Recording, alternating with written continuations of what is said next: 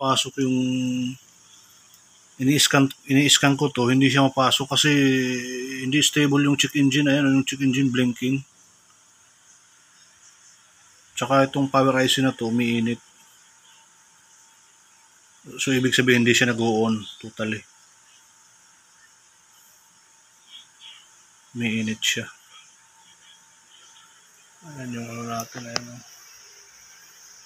Magalaw yung amperahe. So, hindi ko ma-scan.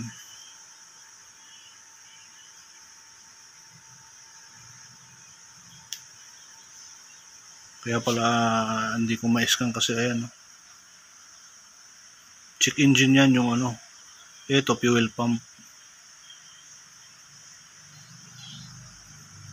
Kaya sa tingin ko dito under eh. Kasi hindi nag-on yung ano eh. Hindi siya nag-on.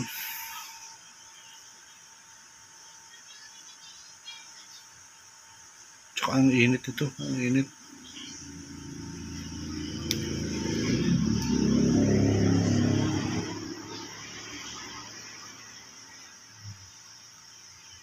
Tsaka yan mapapansin nyo